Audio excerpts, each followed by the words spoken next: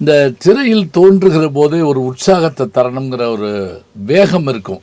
உதாரணமாக கதாநாயகிக்கோ அல்லது யாருக்காவதோ துன்பம் வந்துட்டா எல்லாரும் என்ன செய்வோம் அப்படின்னா, யார் வந்து காப்பாற்றுவான்னு யோசிக்கிறப்ப எங்கே இருந்தாவது வருவாருங்க எம்ஜிஆர். மதுரை வீரனா பானுமதியை காப்பாற்ற அப்படி ஆலமரத்தில் வருவார்.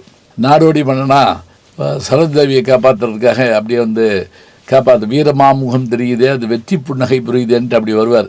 எங்கள் வீட்டு பிள்ளையா, நம்மளை காப்பாற்ற யாருமே இல்லையா அப்படின்னு ஒரு இந்த பயந்த எம்ஜிஆரும் அந்த குடும்பமும் கவலைப்படுறப்ப யாருமே இல்லையான்னு கேட்குறப்ப அப்படியே அப்படி கட் பண்ணோடனே நான் இருக்கேன் அப்படின்னு ஒருத்தர் ஒரு குத்து விட்டுக்கிட்டு இருப்பார் இன்னொரு எம்ஜிஆர்.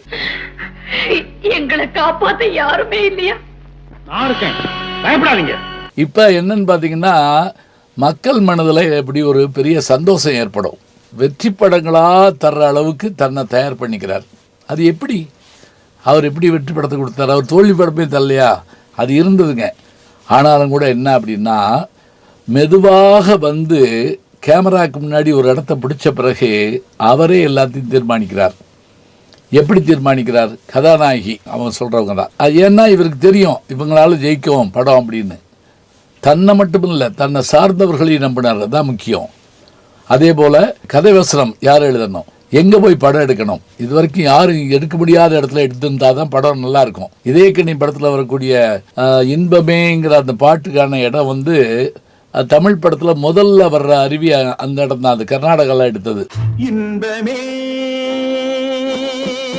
அடிமைப்பில்ல ஆயிரம் நிலவேவா பாட்டில் அந்த ஜெய்ப்பூர் அரமனையை அது வரைக்கும் உள்ள காட்டினதே கிடையாது. எம்ஜிஆர் படத்தில் மட்டும்தான் வரும். அது ஆயிரம் நிலவேவா எல்லாத்தையும் தாண்டி உலகம் சுவாலி பண்ணல.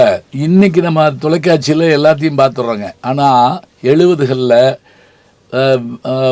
வெளியில் போய் படம் எடுக்கிறது, தமிழ்நாட்டை தாண்டி இந்தியாவை தாண்டி வெளியில் போய் படம் எடுத்து அதுவும் டபுள் ஆக்டாக நடித்து அதை டைரக்ட் பண்ணி இத்தனை வேலையும் பார்த்து ஜெயிக்க வச்சு இன்னைக்கு வரைக்கும் உலகம் சுவாலி பண்ண அதனுடைய ரெக்கார்டை முடியிருக்கிற படம் இல்லை. என்ன பாதியில் நின்று வச்சுட்டு பார்க்குறீங்களா? மேலும் காண கீழே இருக்க லிங்கை ப்ரெஸ் பண்ணுங்கள்.